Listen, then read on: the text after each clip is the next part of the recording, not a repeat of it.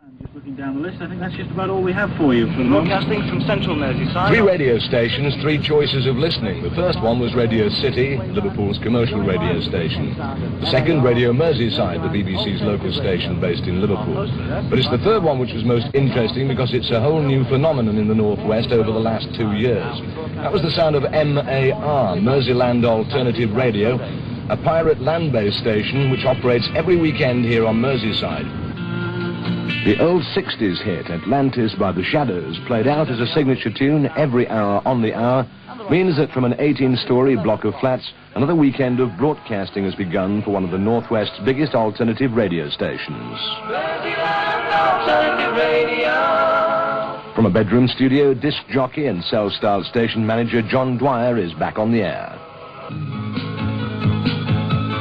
Music that time from Depeche Mode. It's bright, it's brash, and it breaks the law. Pop music, jingles, and most astonishing of all, commercials. Because, just like their 60s counterparts, this station sells advertising airtime to pay its way.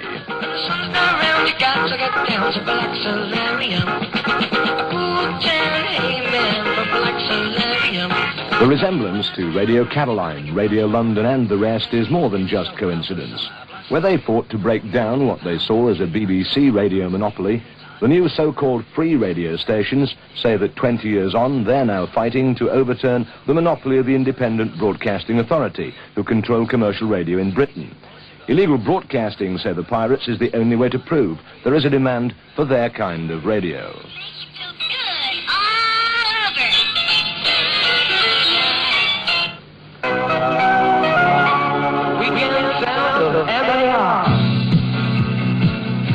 The weekend sound of MAR, 266 on the medium wave. Here's the Motors going back in time, and I'll play this one especially for the late night tokers.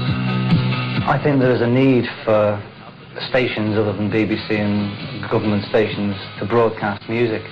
MAR is a purely music station, concentrating for the 28 hours of broadcasting on music, and we broadcast over a weekend because of a weekend the BBC and the IBA offload all their minority programs so that the listeners faced with mainly chat and not very much music.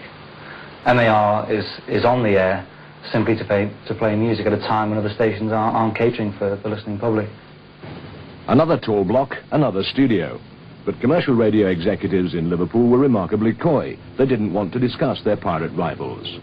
Programmers at the BBC's local station, Radio Merseyside, were on the other hand only too willing to talk about the accusation that both they and the independent stations use the weekends as a dumping ground for minority programs.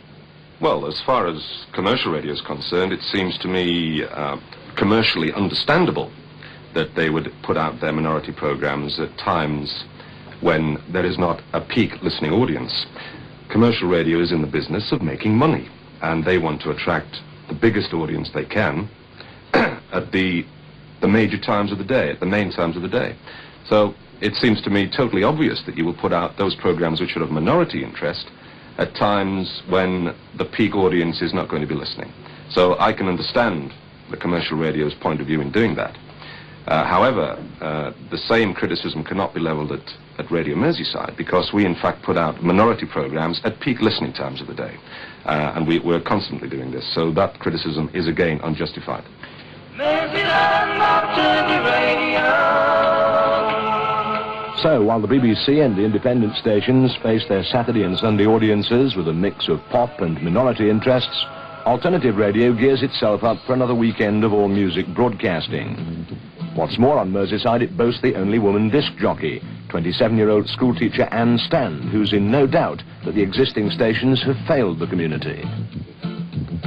If you listen to Radio City or Merseyside, it's geared to sort of mediocre music.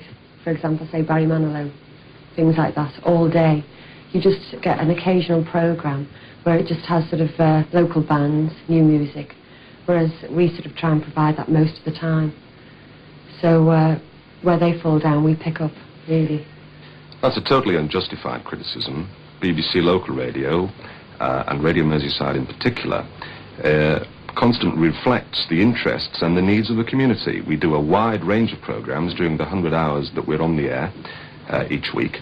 We do programs for anglers, we do programs for local authors, we do programs for people who are interested in further education, in religion, and of course I don't think that pirate radio, or indeed any commercial radio station in this country, can ever come up to the number of programs that we produce in this area.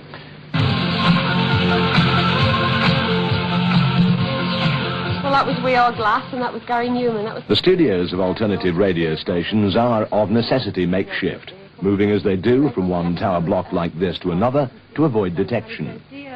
But the transmitters sometimes actually outreach the BBC locally and commercial radio, beaming out a signal easily audible as far north as Preston and as far south as Anglesey, with a mailbag which reflects that very wide coverage.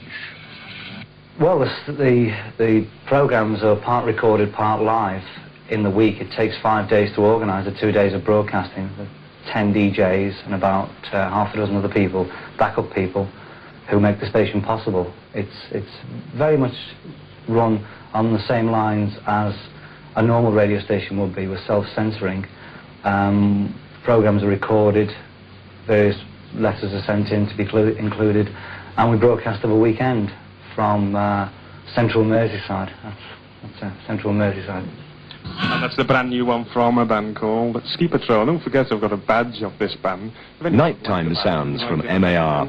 The lights are down, and the wryly named Matt Black changes the mood. TLCA Music Factory. But still the commercials go out. So is free radio, who incidentally rarely pay any royalties on records, quite so free as it makes out. Well, really, if all the DJs, the 10 DJs, were to put a $5 a week in, it would run the station. It's nice to be able to say, we'll do it, and we won't have any advertising, which is all very noble, but in the present case, you've got to have finance from somewhere. There's records to buy, there's transmitters to buy. It all goes down to being able to take advertising to maintain a service. And we keep the advertisements to a minimum. We only take the right amount. When one goes, we get another one. It just runs the station. It all gets ploughed back into the station. There's car stickers, there's badges, there's various other things. We have in the past donated money to charity. So the station is self-financed.